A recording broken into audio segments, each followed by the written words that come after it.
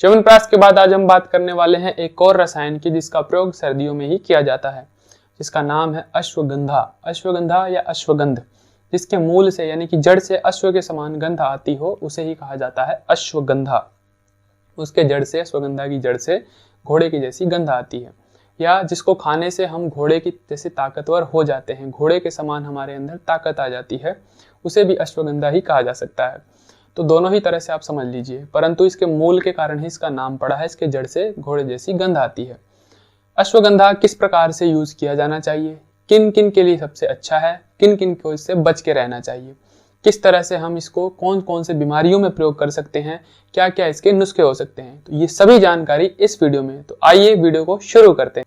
सादर प्रणाम, मैं विशाल एक बार पुनः स्वागत करता हूं आपका अपने YouTube चैनल सनातन मार्ग पर। महर्षि चरक जब अश्वगंधा का उल्लेख करते हैं तो वैसा बताते हैं कि इसकी प्रॉपर्टीज यानी कि इसको गुण है वो लघु, उष्ण, स्निग्ध और मधुर है। इस प्रकार से इसकी 4 प्रॉपर्टीज बताते हैं। देखिए, आयुर्वेद गुण चिकित्सा पर काम करता है। गुण चिकित्सा के ऊपर एक दिन मैं वीडियो बना दूंगा उसके लिए स्पेशल, तो आपको अच्छे से समझ में आ जाएगा।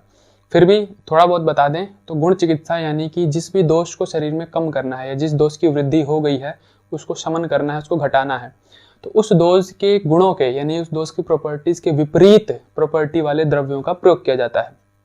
जैसे कि वायु का एग्जाम्पल ले लें। वायु रुक्ष है और साथ ही साथ ठंडी है, रूखी है, ठंडी है और हल्की है।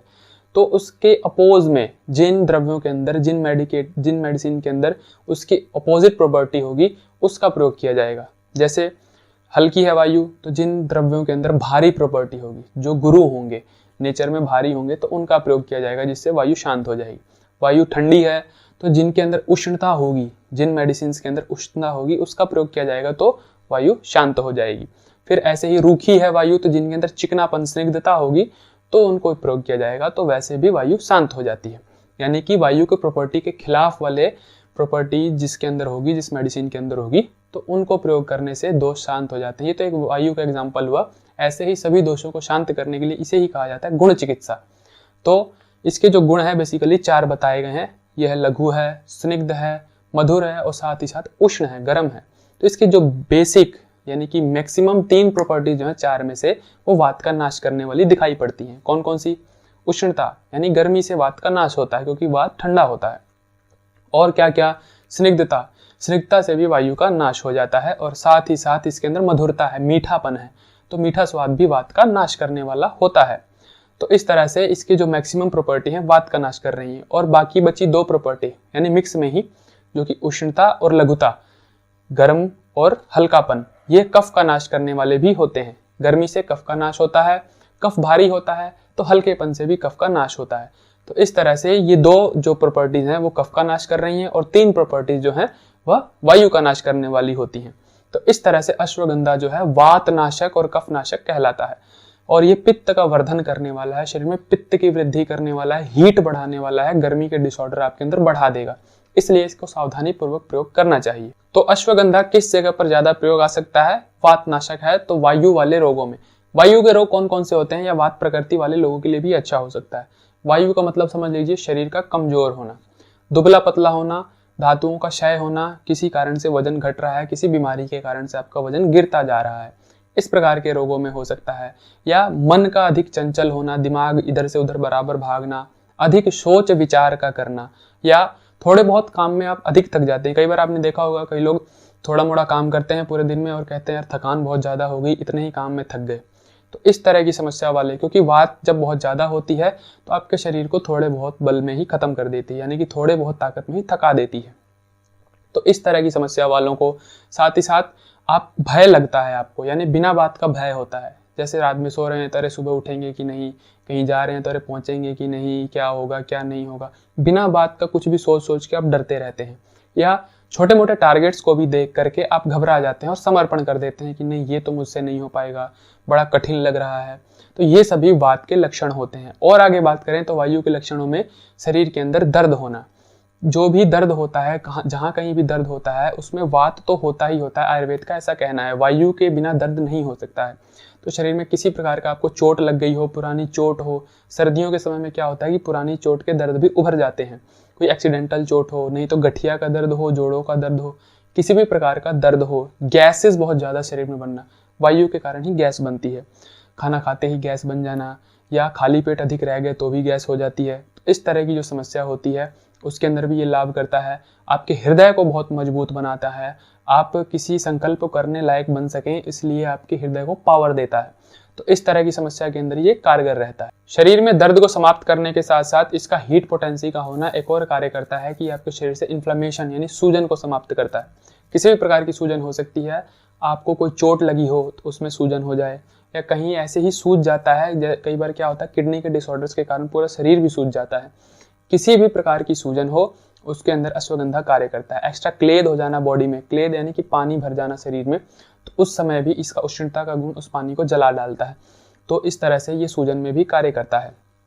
फिर उसके बाद बात करें तो ये अग्नि को दीप्त करता है, अग्नि को बढ़ाता है, आपके पाचन को अच्छा करता है। क्यों? क्योंकि इसका उष्णता का गुण आपके मेटाबॉलिज्म को इंक्रीज करता है, तो आपको भूख खुल कर लगेगी। फिर बात करें तो श्वास कांस के रोग, श्वास कांस के दोनों ही तरीके के जो रोग होते हैं, श्वास के भी और कांस के भी। श्वास का अर्थात हुआ ब्रीदिंग से डिसऑर्डर जो होता है, जैसे दम का फूलना, या जिस भी तरह से आप कहें कि ब्रोंकाइटिस हो गया या अस्थमा हो गया, इस तरह की समस्या जो होती है श्वास की समस्या होती है।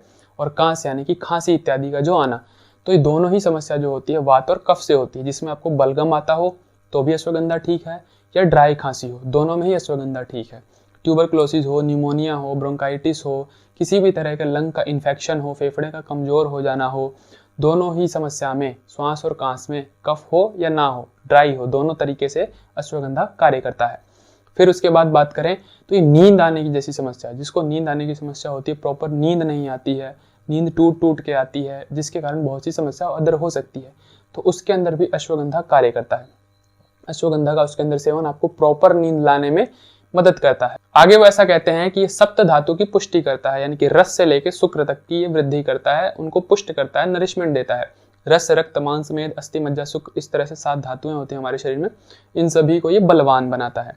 फिर उसके बाद बात करें तो वो ऐसा कहते हैं कृमिघ्न, ये कृमिघ्न है, यानी कि एंटी बैक्टीरियल गुण समझ सकते हैं, जिसके कारण ये आपके ब्लड का प्यूरिफायर होता है, आपके खून को साफ करता है, विशेषकर उस खून को जिसके अंदर वात का दोष बहुत अधिक आ गया हो, वात के कारण ब्लड खराब हो गया हो, जैसा कि उसकी कुछ निशानियां होती हैं, वो ब्लैक कलर का खून हो जाता है, उसके अंदर झाग हो जाता है, वो इस तरह का हो जाता है। तो वात के कारण जो खून खराब हुआ है उसको भी ये सही करने में या ब्लड को प्यूरिफाई करने में बहुत ज़्यादा हेल्पफुल होता है। कृमिघ्न यानी कि एंटीबैक्टीरियल गुण के कारण ये आपके पेट में जो कीड़े वीड़े हो जाते हैं, जो छोटे बच्चों को कीड़े हो जाते हैं बार बार, तो उसको भी ये समाप्त करने का कार्य करता है। ठीक उसी प्रकार एंटीबैक्टीरियल होने के कारण ये फंगल इन्फेक्शंस में, आपके चर्म रोगों में भी काम करता है। चर्म रोग विशेषकर कौन से, जो वात और कफ के कारण होते हैं, जिसके अंदर हीट ना हो, यानी कि उष्णता का डिसऑर्डर ना हो, जो पित्त के कारण ना हुए हो। जहां पर हीट होगी वहां उसका इतना कार्य नहीं होगा। कौन से चर्म रोग, जिसके अंदर शरीर पर पपड़ियां जम जाती हैं, व्हाइट दाग हो जाता है जिसे सफेद दाग कहा जाता है, इस तरह की समस्या के अंदर, तो जहाँ ड्राइनेस बहुत ज़्यादा हो, खुजली बहुत ज़्यादा होती हो, ऐसी समस्या के अंदर ये काम कर सकता है। लेकिन जहाँ हीट का डिसऑर्डर हो उस चर्म रोग में इसका उतना अच्छा प्रयोग नहीं हो सकता, क्योंकि वहाँ ये पित्त जनित रोग है, तो पित्त की और वृद्धि कर सकता है। तो इस तरह से इसके गुण कहे गए हैं। फिर यह सप्त धातु की पुष्टि करता है, तो ये शुक्र का वर्धन करने वाला होता है। जिनको नपुंसकता से जुड़ा डिसऑर्डर होता है, जिनको नपुंसकता होती है, स्पर्म काउंट बहुत कम होता है, वात वालों को विशेषकर ऐसे ही स्पर्म बहुत कम बनता है, क्योंकि वो आखिरी धातु होती है, उतना उसका नरिशमेंट नहीं हो पाता है, तो इसलिए ये शुक्र की ताकत को बढ़ाने वाला होता है। जो लोग संतान उत्पत्ति चाहते हैं, अच्छी संतान चाहते हैं, अच्छा शुक्र चाहते हैं, यानी कि स्पर्म अच्छा चाहते हैं, तो उनके लिए बहुत अच्छा हो सकता है। पुरुषों में शुक्र के वर्धन के साथ साथ महिलाओं में भी ये गर्भाशय का शोधन करने वाला होता है, यानी कि गर्भाशय में हुई कोई समस्या को ये साफ करता है, उसे खत्म करता है। और पीसीओडी जैसी समस्या, जो कि पीरियड्स नियमित नहीं होते हैं, अनियमित हो जाते हैं, कई बार बहुत ज़्यादा गैप हो जाता है, कई बार बहुत खतरनाक यानी कि पेन के साथ, बहुत ज़्यादा स्त्राव के साथ, इस तरह से पीरियड आते हैं, तो उस जैसी समस्या में भी ये बहुत अच्छा कार्य करता है। फिर उसके बाद बात करें कि सेवन करने की विधियाँ। देखिए, विशेषकर यह पित्त जनित लोगों को या उष्णता से हुए डिसऑर्डर वाले लोगों को इससे बच के ही रहना चाहिए।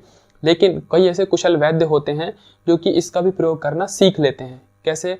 इसको ऐसे द्रव्य के साथ प्रयोग करते हैं जो इसकी उष्णता को थोड़ा समाप्त कर दे, उसको थोड़ा कम कर दे, शीतल कर देता है।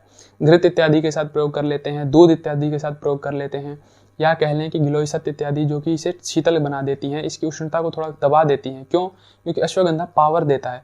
तो मान लीजिए किसी पित्त वाले प्रकृति को पावर चाहिए, या जिसको कोई हीट से हुआ डिसऑर्डर है, उसको ताकत देनी है तो देना पड़ेगा अश्वगंधा। तो उसको कैसे प्रयोग किया जाए वो कुशल वैद्यों को मालूम होता है, लेकिन आप जनरली घर में अगर ऐसी कोई समस्या है तो खुद से इसको प्रयोग ना करें, अपने किसी कुशल वैद्य या किसी डॉक्टर से पूछ लें, वो आपको जरूर कोई ऐसा तरीका बता देगा जो कि आपके अंदर हीट के डिसऑर्डर होने के बावजूद भी आप अश्वगंधा का प्रयोग कर सकते हैं। फिर बात करें इसके जनरल से प्रयोग की। जनरल प्रयोग के अंदर आप घर में किस तरह से इसका प्रयोग कर सकते हैं। पेन किलर के तौर पे, पेन किलर के तौर पर जब अश्वगंधा का प्रयोग करना हो तो 1 चम्मच यानी 3 से 5 ग्राम चूर्ण लेना है।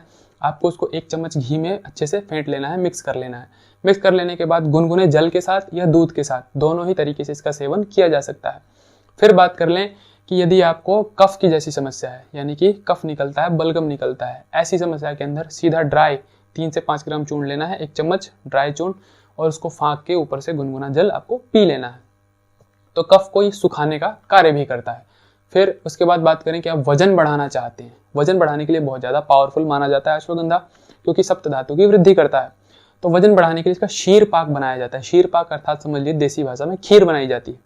खीर बनाने के लिए अश्वगंधा का 1 चम्मच चूर्ण, देखिए 1 चम्मच से ज़्यादा नहीं लेना है, चाहे शीर पाक बनाइए, चाहे खांसी में खाइए, चाहे दर्द में खाइए।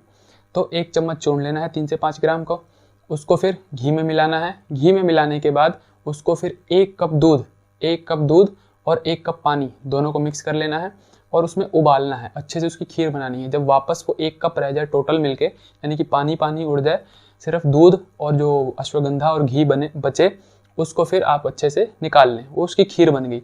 निकाल करके उसको थोड़ा ठंडा हो जाए, हल्का फुल्का, बिल्कुल जलता नहीं लेना है।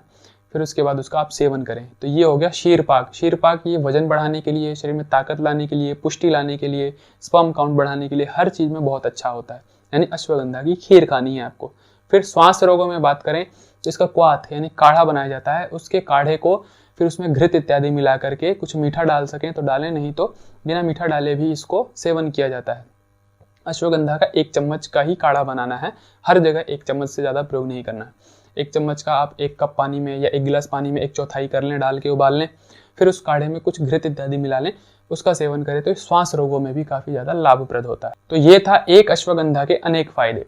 देखिए, विशेषकर हमने इस वीडियो में अश्वगंधा के मूल की बात की, जड़ की बात की है, जड़ का जो चूर्ण होता है, जड़ का जो पाउडर होता है।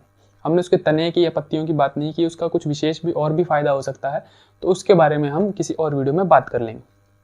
तो अश्वगंधा का प्रयोग इस सीजन में अवश्य करें। ये आपको सर्दी से होने वाले रोगों में, सर्दियों से होने वाले वायु की वृद्धि में, कफ की वृद्धि में बचा करके रखेगा, आपके शरीर को पुष्ट करेगा, ताकत देगा। गर्मियों में आप इसका प्रयोग उतना नहीं कर सकती क्योंकि पोटेंसी जो इसकी हीट होती है, इसलिए अश्वगंधा का प्रयोग करें, घोड़े समान ताकत पाएं। आज के लिए इतना ही, सादर प्रणाम।